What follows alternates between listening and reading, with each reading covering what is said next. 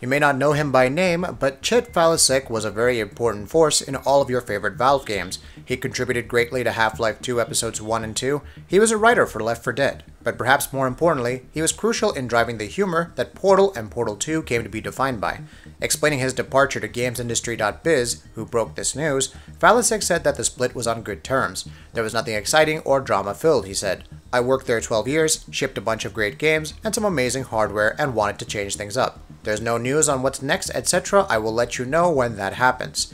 As of right now, all writers who ever worked on Half-Life at Valve no longer work there, so for those of you who are still holding out hope that a Half-Life 3 may eventually happen, and that Valve is just holding out for the right time, I mean, okay, but it's seeming less and less likely with each passing day. Steam gifts have changed. Valve has announced that effective immediately, games purchased as gifts on Steam can no longer be stored in one's inventory. You'll have to send the gift as soon as you purchase it, or schedule it to be delivered at a later date. It's also worth pointing out that gifts can no longer be sent through email. The other person must have a Steam account. In case that involves cross-region gifting, Steam will now only showcase the gifting option if it is indeed available. That means you won't have to guess whether a game can be sent to other regions or not. These changes will only apply on gifts purchased from today onwards. While these measures are obviously a way to combat third-party traders who buy games and then send them as gifts rather than keys, it also makes giveaways offered to communities quite difficult. You also have to make sure the person you're gifting to has a Steam ID. We've heard and seen a lot about the upcoming Xbox Scorpio over the last few weeks. We now know about its internals, how powerful it is, and when we might see more of it. And today, Windows Central's Jex Corden shared a short video on Twitter showcasing the dev kit for the Xbox Scorpio, which we've heard a lot of but not seen much of. The dev kit is sleek, surprisingly so for dev kits which are usually bulky, prototype hardware, and even has that famed OLED screen with that frame rate counter that we've heard so much about before. You can check it out for yourself in the video. The link is in the description below. As good as I think it looks relative to other dev kits, I really hope that the final box looks nothing like this. Change it and have it look more like the absolutely sexy Xbox One S, please Microsoft. And please get rid of that OLED screen, it's tacky. Invites are out for Sony's upcoming PlayStation presser at E3 2017. It will be taking place on June 12th at 6 PM PST. That's one day after Microsoft's E3 presser, which is scheduled for June 11th. Though Microsoft will be showcasing Project Scorpio at exclusives like State of Decay 2, Sea of Thieves, and the rumored / pretty much inevitable Forza Motorsport 7, Sony has quite a bit up its sleeve. Games like The Last of Us Part 2, Detroit Become Human, and Spider-Man PS4 are expected to appear in some form or another. That's not including Uncharted The Last Legacy, releasing in August, Destiny 2, and Call of Duty World War II, the latter two which have a timed exclusivity deal with Sony on the PS4.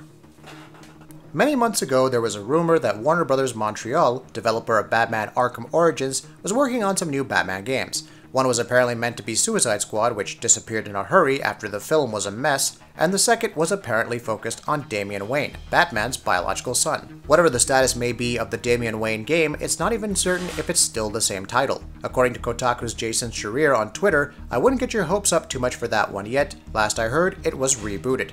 When asked if Damian Wayne was gone, Schreier said that he didn't know. It's possible that Warner Bros. Montreal has gone back to the drawing board or is working on something else entirely. As always, take these rumors with a grain of salt and stay tuned for official announcements as E3 2017 draws near. Bethesda's Pete Hines tweeted an image of the invites Bethesda has been sending out for its E3 event. It's modeled after an amusement park with games being depicted as attractions. And if it's anything to go by, Bethesda have two pretty major reveals to deal with at E3 this year. The card shows several games that have already been released, such as Dishonored 2, Fallout 4, and Doom. If you look carefully, you can also spot what looks like an amalgamation of Oblivion, Skyrim, along with other attractions that depicts Prey. However, what's interesting is that the invite also shows two attractions that are labeled as under construction, implying that Bethesda have two pretty major reveals to talk about at E3 this year. Is one of them going to be The Elder Scrolls 6? It seems unlikely since Bethesda have stressed time and time again that a Skyrim sequel is a long ways off, but one can always hope. We still haven't actually seen or heard much of the new Assassin's Creed game, and the first one since 2015, when the franchise went on a break after a series of underwhelming, underperforming titles. We know that Ubisoft is taking its time to reinvent the franchise, and rumors peg the new game to be named Assassin's Creed Empire, set in ancient Egypt and far predating all other games in the franchise. Now, according to the newest rumor posted on Reddit, we may know a bit more. According to a user who works at a retailer in the US, the next Assassin's Creed is allegedly called Assassin's Creed Origins, and is in fact set in ancient Egypt. In fact, even the leaked images that Ubisoft said were not real may be very legitimate, according to this user. Take all of this with a healthy pinch of salt, but if it is true, then given that retailers are already being sent merchandise for pre-ordering, an announcement should be imminent. We'll know soon.